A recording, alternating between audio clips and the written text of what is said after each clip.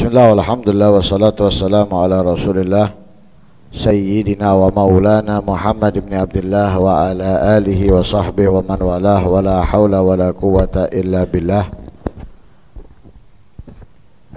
Saya nggak akan memberikan mau'idhah lagi karena sudah cukup banyak yang disampaikan oleh beliau. Tapi sedikit ada beberapa yang perlu saya sampaikan. Di Mojosari ini saya belum menemukan seperti dua kiai yang sepuh, yang umurnya jauh dari saya, bahkan mungkin usianya saya itu seperti usianya anaknya, akan tetapi sangat menghormati dan memuliakan saya pribadi, yaitu Kiai Haji Said Munajat dan Kiai Haji Abdurrahman Aziz. Nah, Kiai Said Munajat Sawahan Gang 6. Kalau kita mau menceritakan luar biasa. Beliau ngundang itu bukan ngundang nyuruh muridnya datang kemudian ngundang saya. Akan tetapi menyuruh muridnya untuk ngelihat ada saya atau enggak. Ketika ada, muridnya menyampaikan bahwa Yai Said mau datang. Beliau datang sendiri, beliau yang ngundang langsung. Dan itu bukan sesekali, berulang kali. Jadi sangat menghormati padahal usianya jauh terpautnya. Nah, saya masih 20 tahun. Sedangkan Yai Said sudah 60 tahun. Nah. Yang kedua, Yai Abdurrahman Aziz, menantu daripada Yai Bahri, mertua daripada Gus Abdul Khalik. Beberapa kali beliau minta tolong untuk dicarikan pembicara hall Yai Bahri. Beberapa kali waktu itu. Dan beliau tidak memerintahkan anaknya atau menantunya atau muridnya datang ke saya bahwa misalnya ya Abdurrahman minta tolong antum nyarikan pembicara untuk hallnya Yai Bahri. Enggak, beliau sendiri datang. Waktu itu datang nggak ketemu saya, tapi bukan berarti kemudian nggak datang lagi. Datang nggak ketemu, setelah beberapa hari datang lagi.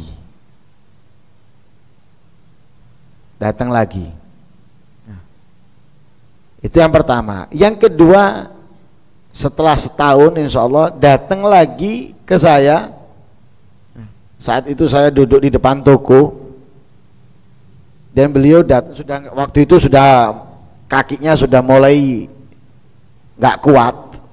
Itu turun dari mobil digendong dua orang, kanan dan kiri. Itu bukan nggak mau turun, jadi dari mobil minta turun dan duduk dan ngomong sama saya. Lah ini karena apa? Ketawaduan mereka berdua. Nggak nemukan saya sampai saat ini kiai seperti dua orang ini di Mojosari, tawaduknya dan menghargai dan menghormati orang lain, bahkan yang lebih mudah jauh daripadanya. Nah, kalau kita menceritakan yang lain banyak. Terakhir saya ceritakan dengan Kiai Abdurrahman Aziz, saya pernah datang 4 orang kalau nggak salah. Seingat saya 4 orang. Ada salah satunya tokoh yang ikut sama saya waktu itu, tokoh yang mungkin sekarang dikatakan ustadz atau kiai lah saat ini. Yang 2 bukan tokoh, 4 orang. Saat itu beliau sudah sakit, sudah hampir nggak pernah keluar pengajian. Hanya saya nyambangi 4 orang ini pagi-pagi waktu itu, sampai ke rumahnya. Waktu itu orang-orang biasa manggil Gus Dur ya, atau ada yang manggil Yai Dur. Ini dalam kamar, itu yang dipanggil masuk hanya saya. Yang dipanggil masuk ke kamar hanya saya, sedangkan satu tokoh ini nggak disuruh masuk. Kalau dua, yang dua bukan tokoh, nggak disuruh masuk, wajar lah. Ini tokoh nggak disuruh masuk, saya yang disuruh masuk, sehingga saya yang masuk ke dalam, ngobrol di dalam, tapi saya nggak enak lama-lama. Karena apa? Tokoh satunya di luar nunggu, kasihan. Kok sawangane disijikno? Akhirnya saya cuma sebentar, saya pamit.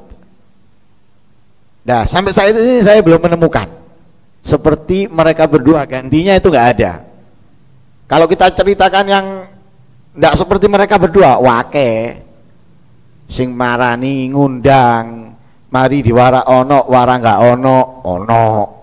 Ya, ibaratnya sing manasati itu, ya ono. Nah, tapi alhamdulillah wis get out. Nah, sudah finish lah kehidupan dunianya. Nah, mudah-mudahan nggak kita temukan orang-orang seperti itu lagi. Nah, karena seperti yang disampaikan tadi, mestinya watak sifat umatnya Rasulullah itu saling memuliakan, saling menghormati satu dengan yang lain. Yang kedua, yang ingin saya sampaikan, kita ini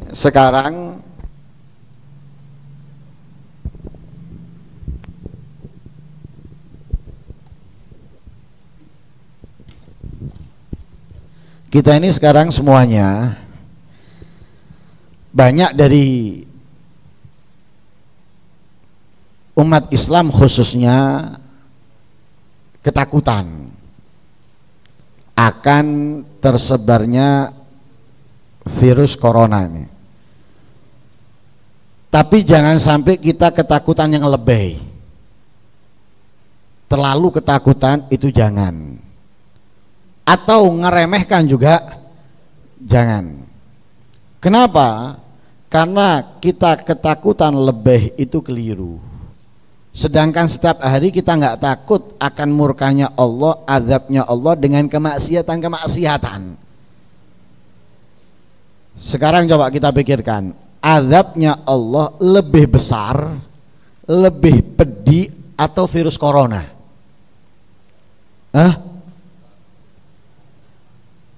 Iki wis turu kabeh ta iki. Azabnya Allah lebih pedih, lebih menyakitkan atau virus corona? Kalau virus corona misalnya sampai mati, yus mari hilang. Tapi kalau azab enggak. Jangan kita lebih ketakutan dengan virus corona, sedangkan kemaksiatan kita enggak takut. Kita senang, kita bahagia, kita tertawa. Virus corona ketakutan, seakan-akan ini azab yang akan diberikan oleh Allah kepada kita selama-lamanya. Karena itu jangan berlebihan dalam takut. Tapi kita juga perlu waspada, perlu berhati-hati.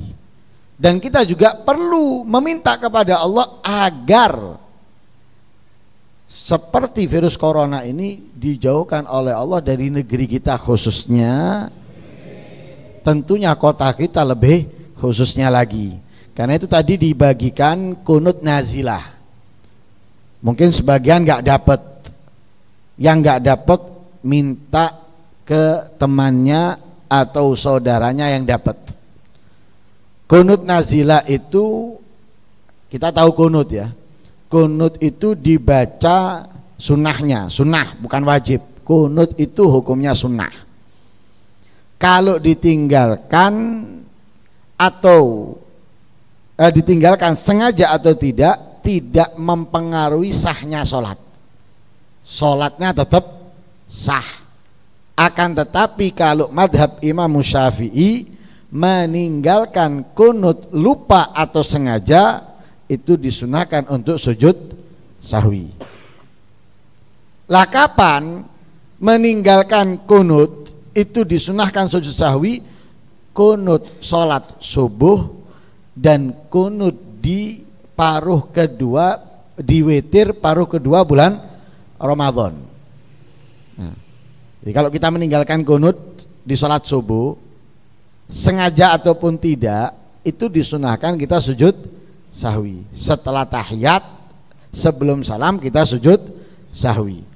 Atau juga kalau di Ramadan salat witir di malam 16, malam 16 sampai akhir kita membaca kunut di witir, lupa nggak kunut, maka disunahkan setelah tahiyat sebelum salam untuk sujud sahwi, itu kunut.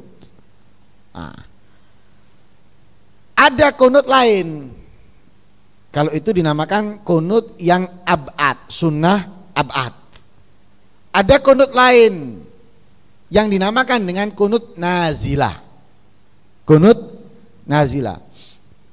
Lah kunut nazilah itu kunut yang dibaca karena terjadinya kejadian yang menimpa umat Islam secara keseluruhan atau kelompok daripada umat Islam, baik di daerah lain ataupun di daerah kita.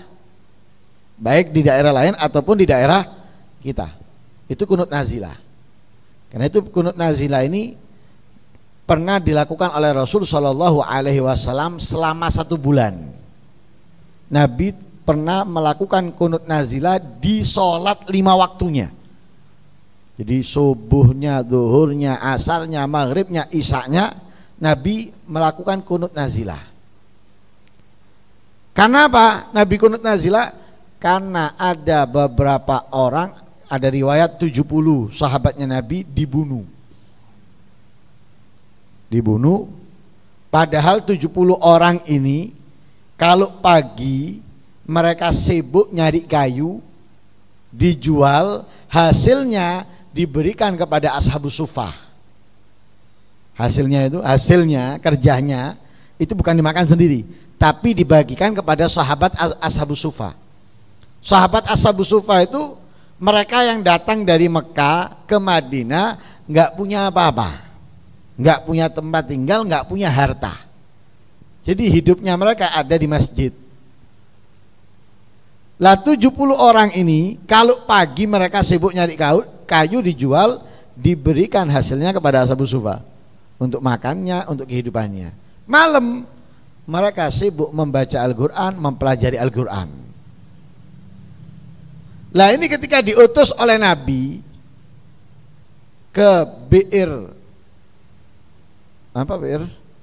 Maunah, ke Bi'r Maunah, akhirnya di sana mereka itu dibunuh secara keseluruhan. Lah Nabi saat itu tidak dikasih kabar oleh Allah seperti biasanya. Kalau biasanya Nabi dikasih tahu sama Allah akan terjadi seperti ini. Lah ini nggak dikasih tahu. Sehingga ketika mereka telah terbunuh, malaikat Jibril memberitahu Nabi dan Nabi sangat sedih. Bayangkan, mereka bekerja bukan untuk mereka, tapi untuk ashabus sufah. Malam mereka sibuk dengan Al-Quran, baik itu mempelajari dan membaca. Terbunuh mereka, sedih Nabi. Akhirnya Nabi kunut 1 bulan untuk apa? Memberikan bala musibah kepada mereka yang telah membunuh sahabat tersebut, sehingga apa? Terbunuh daripada mereka itu kalau nggak salah 70.000, atau ya terbunuh 70.000 kalau nggak salah. Bayangin diganti oleh Allah, dari 70 sahabat diganti menjadi 70.000 atau 700 gitu, 700 atau 70.000. Lah Nabi kunut nazilah itu 1 bulan di sholat 5 waktunya. Di sholat 5 waktunya. Ya apa? Kita subuh kunut. Apakah kita ganti dengan kunut yang dibagi tadi itu? Enggak. Kunut subuhnya tetap Allahumma hdina fiman hadait kalau kita menjadi imam. Kalau sholat sendiri Allahumma hdini fiman hadait, baca itu sampai sebelum sholawat. Sebelum kita membaca sholawat di sholat kunut subuh itu, falakal hamdu astaghfiruka wa atubu ilaik, astaghfiruka wa atubu ilaik, itu jangan kita membaca sholawat. Kita baca kunut nazilah itu. Allahumma afina wal tufbina wahfatna wansurna wa farij anna wal muslimin. Di situ kita mohon kepada Allah. Memohon bukan hanya umat Islam yang di kita aja, negeri kita, tapi seluruhnya. Dan juga minta di situ dipalingkan, diangkat oleh Allah dari kita dan umat Islam secara umum semuanya, bala,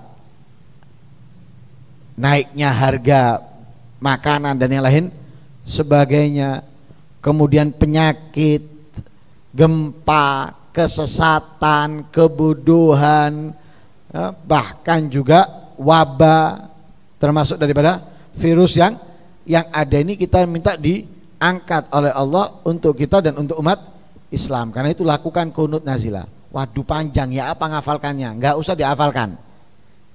Laminatingin, tempelkan di tembok di mana kita melaksanakan sholat.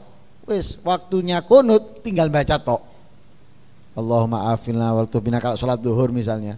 Kalau sholat asar ya gitu, Allahumma afina wal tubina. Sholat maghrib ya juga gitu, Allahumma afina wal tub. Sholat isya juga gitu. Wis nempel kari moco, ndak bingung ngafalno sampean. Supaya apa? Virus ini jangan sampai terlalu banyak memakan korban, khususnya untuk umat Islam. Kalau kita lockdown bahaya loh. Bahaya kehidupan kita, bahaya. Nah, seperti yang terjadi di Eropa. Kalau di Eropa lockdown mereka masih kuat. Indonesia lockdown buyar. Buyar. Hancur kita nih. Seperti ini aja kebingungan orang-orang ini. Kebingungan sudah, ekonomi langsung meningkat, dolar mundak. Sampai ndak ono hubungannya ambek dolar. Ndak ngeluh, sing ono hubungannya ambek dolar, ngeluh kabeh ndak sih ngomong. Dadak botak. Sampean ndak. Kenapa? Sampean biasa nerimo gaji, dibayar. Lho sampean lek lockdown pabrik itu tutup, kate opo sampean? Pabrik gelem bayar. Ya ndak mungkin gelem bayar pabrik. Pabrik rugi ndak produksi, bahaya lah. Sebelum itu terjadi, ayo kita sama-sama doa dengan kunut nazilah tadi itu. Setiap kita sholat, khususnya 5 waktu, kita kunut nazilah, minta kepada Allah agar benar-benar diangkat musibah, bala, fitnah dan yang lain sebagainya dari kita dan umat Islam pada umumnya. Yang terakhir, kita nggak akan menceritakan Isra dan Mi'raj, tentunya panjang. Karena Isra sudah diceritakan oleh Allah di dalam ayat Al-Qur'an, satu ayat, subhanalladzi asra bi 'abdihi lailan minal masjidil haram ilal masjidil aqsa alladzi barakna haulahu linuriyahu min ayatina innahu was-samiul basir. Itu cerita tentang Isra. Adapun cerita tentang Mi'raj itu disebutkan oleh Allah di dalam surat Wan Najmi idza hawa ma dhalla sahibukum wa sampai beberapa ayat setelahnya. Itu cerita tentang Mi'raj. Nah, tentang Mi'raj. Yang kejadian Isra dan Mi'raj ini ada perbedaan pendapat kapan pelaksanaannya, bulannya itu pun juga berbeda. Ada yang mengatakan sebelum diutusnya Nabi, ada yang mengatakan setelah diutusnya Nabi sebelum hijrah 5 tahun, ada yang mengatakan ini, ada yang mengatakan itu, begitu juga bulannya, ada yang mengatakan Rabiul Awal, ada yang mengatakan Syawal, ada yang mengatakan Rajab. Nah, kemudian ada yang mengatakan tanggalnya itu sesuai, yaitu tanggal 20 Rajab yang kita sekarang berada di malam 27 Rajab. Intinya yang perlu kita tekankan dalam diri kita masing-masing, bahwa di malam Isra dan Mi'raj Allah mewajibkan Nabi Muhammad dan umatnya untuk melaksanakan sholat. Lah sholat ini harus benar-benar kita jaga dan perhatikan. Kalau kita sembrono dalam sholat, jangan harap kebahagiaan di dunia, apalagi di akhirat. Di dunia jangan harapkan, apalagi di akhirat. Kalau kita dikasih kebahagiaan di dunia padahal sembrono dalam sholat, jangan kita bangga, jangan kita senang. Kenapa?